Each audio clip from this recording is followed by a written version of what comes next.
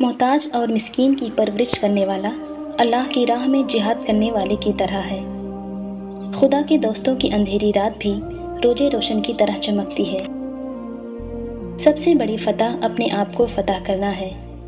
معاشرے میں رہنے والے ہر شخص سے اس کی اہلیت، صلاحیت اور طاقت کے مطابق کام لیا جائے تاکہ ہر شخص کو خوشیاں نصیب ہوں اور خوشحالی قائم رہے۔ انسان کی فطرت اس کے چھوٹے چھوٹے کاموں سے معلوم ہوتی ہے کہ وہ بڑے کام بڑی سوچ سمجھ کر کرتا ہے۔